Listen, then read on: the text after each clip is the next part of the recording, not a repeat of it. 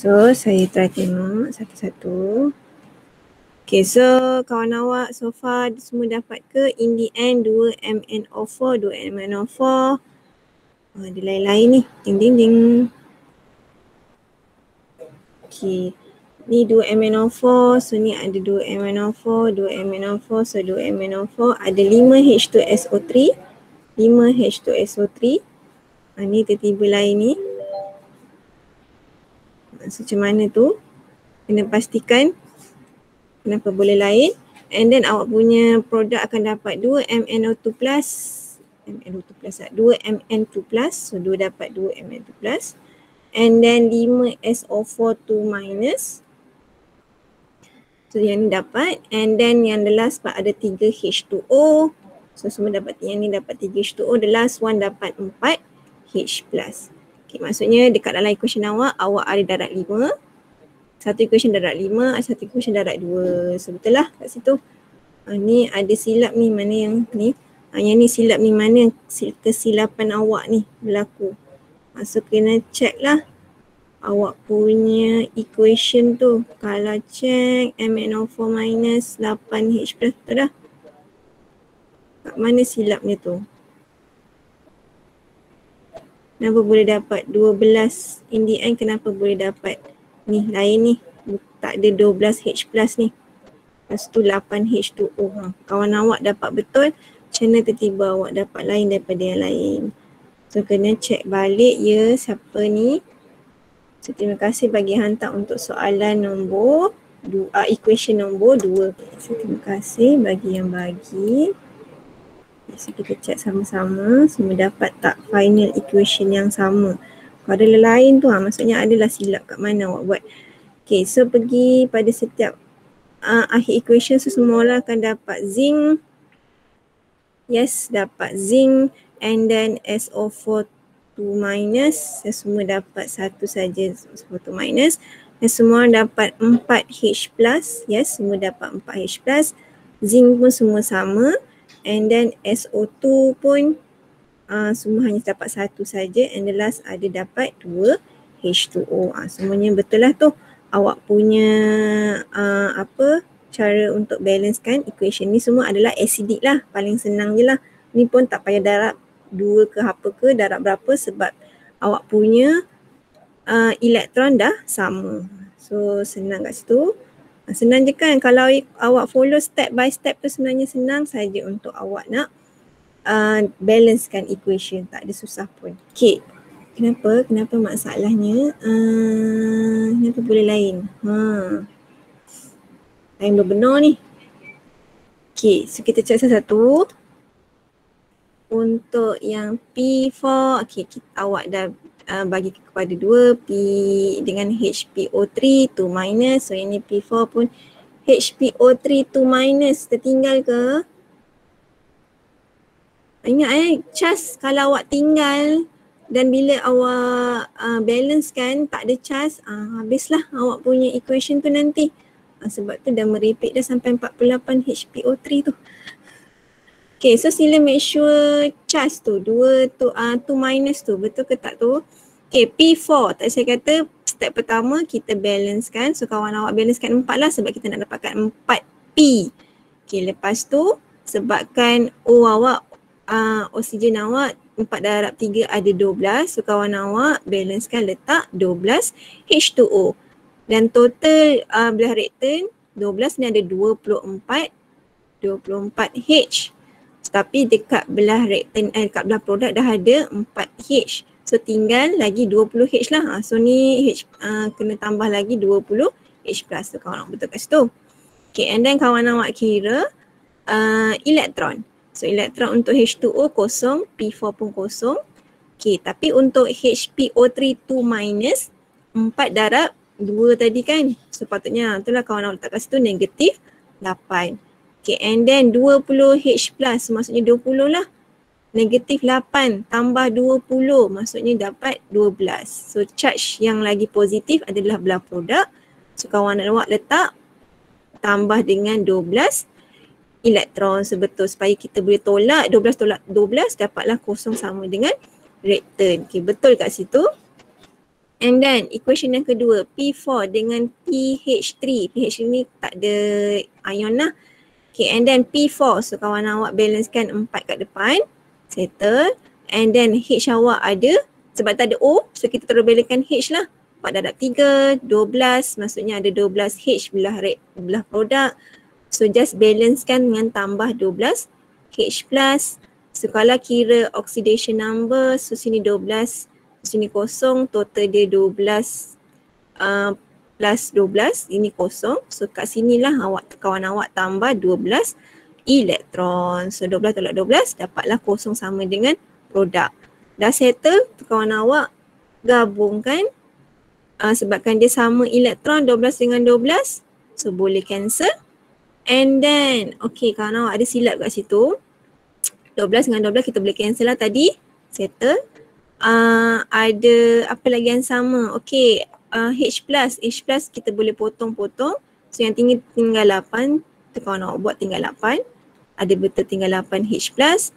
And then bila kita gabungkan, so ada 12 H2O. Tapi P awak nampak P4 dekat reaktan awak ada P4, ada 2 P4 kan? So maksudnya balance pun tambah. Ada 2 kat depannya, ada 2 P4. Tempat sama, benda yang sama, kita kena tambahkan. Which is dapatlah 2P4. And then belah produk, jadilah 4 HPO3 2 minus. Yes. And then 4PH3. So salah dekat belah sini je lah. Yang ni kawan awak ni memang awal-awal saya rasa dah silap sebabnya charge. Sebab tiba-tiba dapat 20 elektron. So sila take note. Awak betul dah balance 12 H2O, 20 H plus, betul dah. Tapi charge elektron tu yang salah sebabkan awak tertinggal HPO3 2 minus. Sebab tu kena make sure salin awak punya ion tu betul-betul. Sebab tu boleh silap. Dah silap atas, habislah bawah. Lepas tu tak check balik. So ada kesilapan sedikit di situ. Okay, tak apa, cuba lagi. Awak maksudnya kalau kat sini saya perasan awak bolehlah untuk nak balance kan. Cumanya careless ni adalah pada salin soalan tu. Tertinggal lah ion, tertinggal lah macam-macam benda kat situ. So sila take note lah benda-benda kecil tu. Okay, so habis untuk balance equation yang biasa dan juga redox. Okay. Sekarang ni saya nak pergi stoichiometry 1.3, stoichiometry yang kita ada cerita pasal limit reactant yang kalau dalam kuliah saya cerita pasal kita nak buat sandwich tu. Okay. Dalam kes ni dia stoichiometry, dia berkenaan dengan equation. So tu yang saya kata sekiranya awak punya balance equation awak salah, which is awak punya ratio yang 4, 5 ni depan ni mole ratio awak salah. So nanti pengiraan keseluruhan mole ke, awak nak cari mass ke, nak cari volume ke boleh salah. So memang sangat penting untuk nak dapatkan balance equation. Okay, ni saya sekadar nak buat apa? Go through saja. Nak kita, sebab stoichiometry ni macam nisbah lah. Sebenarnya nisbah lah, ratio lah. Nama pun ratio nisbah. So kita just tengok je 5 dengan 4. Tapi awak ada berapa dalam tangan. Ni 4, 5 yang dia punya mole ratio ni adalah yang secara teori. Secara teorinya kalau ikutkan awak perlukan 4 mol amonia untuk reaktkan dengan 5 mol oksigen gas untuk producekan 4 mol NO nitro oxide dengan 6 mol H2O. So secara teori, tapi bila dalam eksperimen bukannya awak guna 4 mol betul-betul, awak guna berapa mol, mungkin 0.01 mol. Okay, so dalam kes ni soalan macam ni lah, kadang soalan dia bagi macam ni, dia bagi mass untuk produk awak saja. So kau perasan soalan hanya bagi mass untuk produk. Okay, ini sekadar go through je, bukan soalan yang betul pun. Okay, so kalau ikutkan kita boleh kira lah dia punya molar mass. Ni molar mass, MR ni adalah simbol untuk molar mass. So boleh kira molar mass untuk NH3.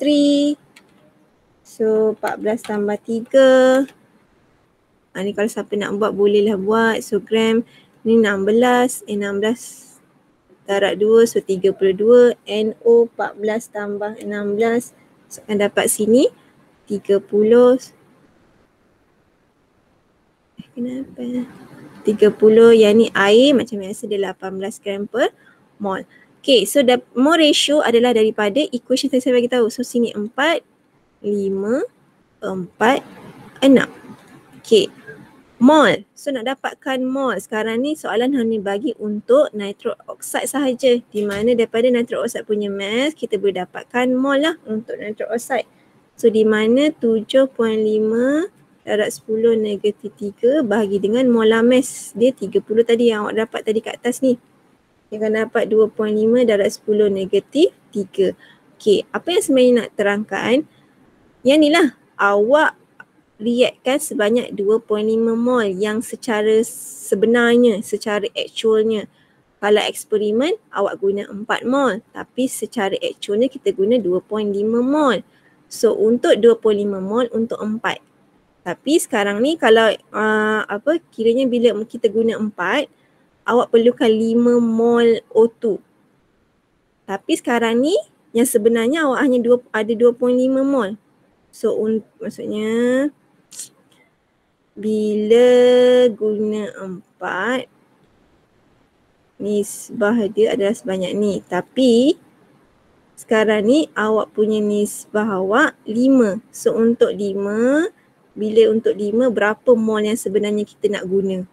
So itulah stoichiometry. Kita comparekan menggunakan daripada mol ratio daripada balance equation. Faham ke maksud saya ni?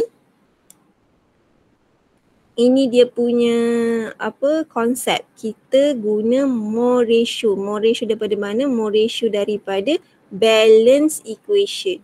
Itu sebenarnya. Yang ni 25 yang awak ada. Tapi saya teori awak guna 4. So untuk kita nak guna 4 untuk guna 4 awak perlukan 5 mol. Tapi dalam tangan awak guna 25 sahaja. So untuk 25 berapa sebenarnya mol O2? Kalau 4 untuk 5. So kalau 25 berapa? So ni yang tadi kita kira kat bawah ni. So in the end awak akan dapat 2, 5 bagi 4. Darablah 2.5 darab 10 negatif 3. Okay, so akan dapatlah 3 kat sini.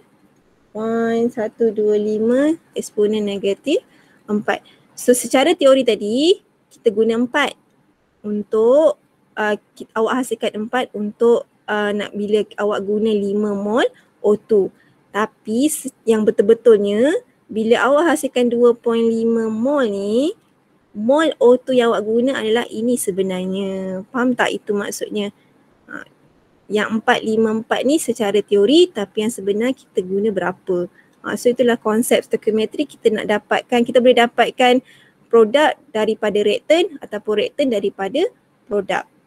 Daripada dengan syarat kita gunakan mol ratio daripada balance equation yang betul. Itu konsep saya nak tunjukkan jelas sebenarnya.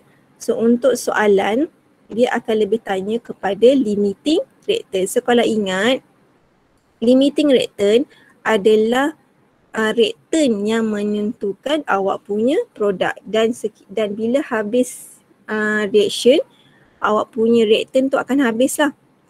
Okay, so macam mana kita nak tentukan, macam mana awak nak tahu soalan itu berkenaan dengan limiting reaktan? Kenapa pentingnya limiting reaktan? Sebab tadilah limiting reaktan dia akan menentukan bilangan produk. So semua orang mesti ikut limiting reaktan. So pentingnya kena cari dulu limiting reaktan. Macam mana nak tahu soalan tu berkenaan dengan limiting reaktan? Dalam soalan dia bagi nilai 2 nilai reaktan. Dia bagi 2 nilai reaktan. Bila ada 2 nilai reaktan, maksudnya ada mass. Tapi dia tak bagi tahu siapa yang limiting reaktan. Dia baru suruh cari. Masuk kalau macam tu, awak kena dapatkanlah sama ada amonia ke ataupun copper oxide yang sebagai limiting reaktan. So sekiranya soalan bagi 2 mass ataupun 2 mol ataupun 2 information berkenaan reaktan dan awak tak tahu salah seorang siapa limiting reaktan, maksudnya awak kena dapatkanlah. Sebab kadang soalan dia tak secara direct, okey sila cari limiting reaktan. Tak. Soalan kadang terus, okey sila kira mass Dan soalan terus kira mass copper yang awak produce. Dia suruh cari Cu, solid. Tapi dia bagi nilai lah mass 2 reaktan. Dari situ awak kena tahu, awak kena dapatkan dulu limited reaktan. Dah dapat limited reaktan baru boleh kira produk. Kadang soalan tak minta pun. Contoh nombor 1 ni tak ada pun. Dia terus kira mass excess reactant, kira mass of copper yang awak produce dalam awak punya reaction, dan juga terus percentage by mass pula. Percentage yield sebenarnya soalan ni percentage yield. So dalam kes macam tu kena dapatkanlah sebenarnya limited reactant. Tak apa, itu kita akan masuk. Ya Allah, aku pergi padam soalan ni. Okay, so benda pertama, macam mana dapatkan limiting reactant? Ini tadi ni percentage yield bukan percentage by mass. Percentage yield. Okay, macam mana nak dapatkan limiting reactant? Okay, yang 18 gram amonia dengan 90 gram copper ni yang awak ada dekat tangan. Dia macam kita andaikan yang awak ada duit kat tangan. Duit awak ada kat tangan. Awak ada RM18 dengan RM90. Okay, tapi contohnya awak nak beli barang. Okay, barang tu awak ada RM18 lah contohnya. Awak ada RM18. Tapi bila tengok barang yang awak nak beli tu, harga dia adalah diperlukan sebanyak RM50. Maksudnya yang awak ada RM18 tadi, maksudnya limit betul awak tak banyak. Maksudnya awak punya duit RM18 tu tak cukup betul? Tak cukup sebab barang awak perlukan untuk beli tu RM50. Yang awak ada RM18 sahaja. Maksudnya kat situlah konsep limited reactant. Awak ada 18 gram tapi yang diperlukan untuk react bukan 18 gram. Awak perlukan contoh 50 gram. So yang awak ada tu cukup tak nak react? Tak cukup. So tak cukup, dia limit betul. Dia membataskan awak punya reaction tu. Itulah konsep limiting reactant. Dia membataskan awak punya nilai yang awak nak dapat tu. Okay, so tapi dalam kes ni kita tak guna gram, kita guna mol. Sebab kena ingat bila reaction berlaku, kita reactkan guna mol. So benda pertama, sekiranya awak dapat soalan, keluarkanlah macam biasa information. Soalan calculation, keluarkanlah segala information yang diberi. Sekarang ni awak ada mass yang diberi 18 gram. So sama juga dengan mass copper oxide which is 90 gram. So daripada mass awak tahu boleh dapatkan mol. So daripada mass aku tahu aku boleh dapat mol. So kalau kira mol kena bagi dengan molar mass, saya dah kirakan which is 17 gram per mol. So bila kira mol NH3 awak akan dapat 1.0588 mol. Tak apa ambil banyak, saya kata ambil sehingga 4 titik puluhan ataupun 4 nombor bulat.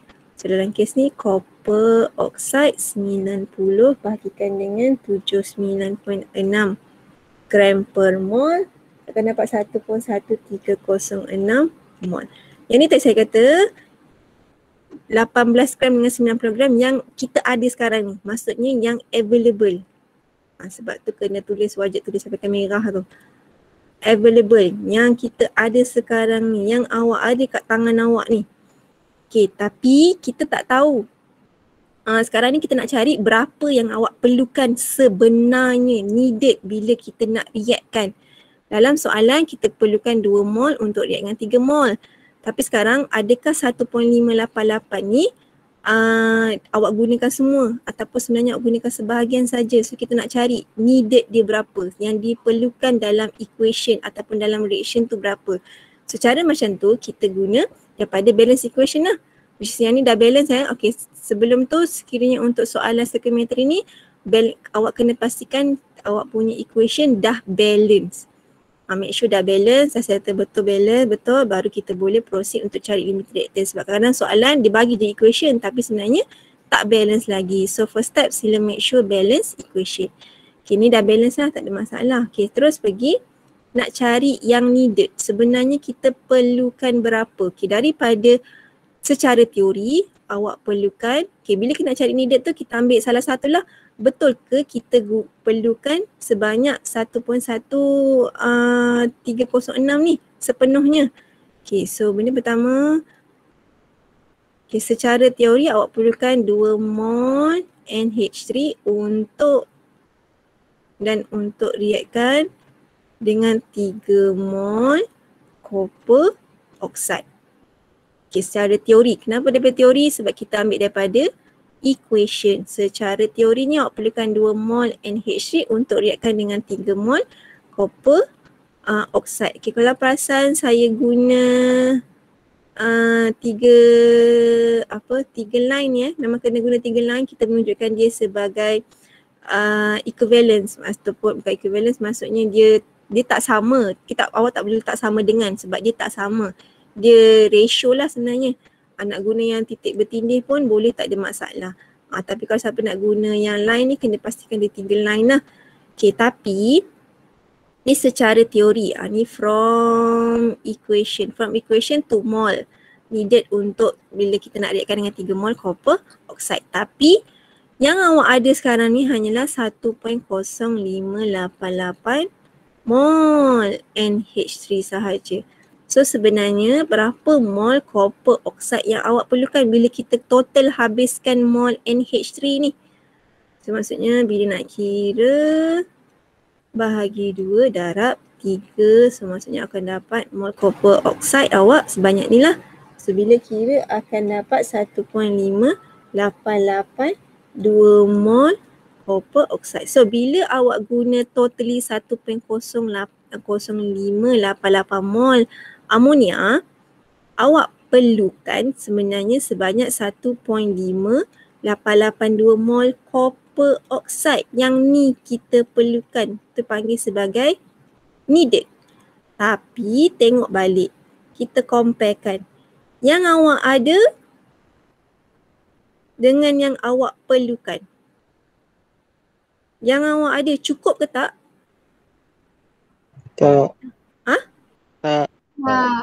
Tak kan? Awak hanya ada 1.13 ni. Tapi sebenarnya dalam bila kita habiskan NH3 ni, awak perlukan 1.5 rupanya. So tak cukup. Bila tak cukup, maksudnya awak punya copper sulfate tu menjadi limiting reactant sebab dia limit. Bila aku habiskan NH3, awak perlukan 1.5 sebenarnya. Tapi yang awak ada kat tangan hanyalah 1.13 saja. So kita boleh kata pink tak best pula. Kita guna yang merah je sebab ni memang awak kena tulis. Okay, so mol copper oxide yang needed ataupun yang awak punya available lagi sikit daripada mol copper oxide yang diperlukan. Betul? Bila kes macam tu tak cukup. Tak cukup bermaksud kita boleh terus tahu awak punya copper oxide adalah limiting reactant. Kenapa dia limiting reactant? Sebab tadi bila awak dia akan complete ni consume lah. Sebab bila awak guna 1.3 sebab tak cukup, dia memang terus habis je, tak ada yang tinggal. Completely consume. Sebabkan memang tak cukup lah kiranya awak punya untuk yang available tu. So faham tak konsep limiting reactant? Inilah cara nak cari limiting reactant. So dah dapat siapa, awak dah tentukan siapa limiting reactant, barulah awak boleh dapatkan produk ataupun benda lainnya yang soalan minta. Sebab kenapa? Semua orang, sebab dah tahu dah copper oxide tadi adalah limiting reactant. So semua orang mesti follow mol copper oxide yang available ni. Jangan ikut yang needed ni. Needed ni yang awak perlukan tapi tak cukup pun. Yang awak ada ni. Sebab kita dah tahu dia adalah limiting reactant. So untuk contoh soalan mass excess reactant, kita tahu awak punya copper oxide limiting reactant, betul? So awak punya NH3 itu confirm lah sebagai excess reactant. Macam ni kita nak dapatkan excess, kita kena dapatkan needed untuk NH3 pula lah. Terbalikkan lah pula. Okay, so contoh kita kira pula untuk excess. So, tadi dah buat limiting reactant, dah tahu dah. Sekarang excess. Awak tahu tadi excess awak NH3. So benda yang sama, kita nak cari mol needed untuk NH3 pula lah. So tadi mol copper untuk daripada equation, from equation, awak guna 3 mol copper oxide untuk reaction dengan 2 mol NH. Kita nak dapatkan NH3 punya needed pula. So awak punya needed belah kanan lah. So tadi awak punya mol available untuk copper oxide adalah 1.136. So kira kat sini 1.1306. Okay, mol copper oxide. So ni 1.1306 bahagi 3 darab 2 mol NH3. So bila kira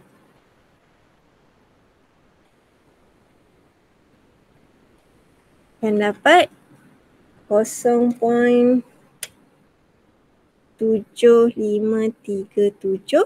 mol NH3. Ni mol needed untuk NH3. So kalau perasan mol needed yang perlukan untuk NH3 lagi sikit betul. Awak ada kat tangan tadi. Tadi kat tangan awak ada, awak dah kira 1.1588. Tapi sebenarnya dalam reaction awak perlukan 0.75 sikit je kan. Maksudnya awak punya yang ada tu lagi banyak. Maksudnya kita tahulah NH3 memang excess. So kita nak cari excess berapa, yang tinggal tu berapa. Tolak je lah. So mol excess untuk NH3 tadi 1.0588. Tolaklah yang dengan perlukan dalam reaction 537. So dapat mol, nanti boleh kira mass NH3. Ni boleh kira mol, bolehlah kira mass NH3. Mol dia darab dengan molar mass, dapatlah mass. Dapatlah mass excess reactant. Ni cara nak dapatkan ni excess reactant pula. Okay, sama juga konsep bila kita nak dapatkan mass copper produce. Awak nak dapatkan mass copper pula. Macam biasa saya kata, produk akan follow limiting reactant. Semua orang mesti follow limiting reactant. So bila nak cari awak punya produk, so daripada equation copper oxide dengan copper. So 3 mol copper oxide equivalent dengan, dia akan hasilkan 3 mol copper. So kalau tengok dia punya mol samalah. So ni 1.1306 mol copper oxide sama juga dengan mol copper. Sebab kenapa sama? Sebab ratio dia sama. So tak ada masalah kat situ. So semua mesti follow. Awak kena guna yang available untuk limiting reactant. So dah dapat mol copper, bolehlah kira mass copper selepas itu macam biasa. Okay, so far boleh? Ada yang tak faham ke setakat tu? Saya sentuh macam mana nak dapatkan sehingga produk ataupun limiting reactant sajalah. So untuk soalan tutorial saya, soalan nombor 3 dan nombor 4. So bolehlah try buat nombor 3 tu. Nombor 3 tu pastikan awak punya balance equation tu adakah balance ke tak. Sekiranya dah balance, boleh teruskanlah. Sebab soalan pun baru minta write the balance equation. Maksudnya equation awak tak balance lagi.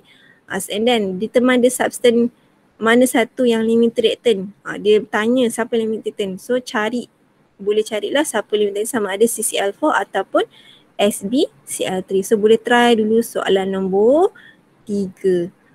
Okay. Tak apa, tak faham nanti kita akan bincang terus. Tapi cuba dululah.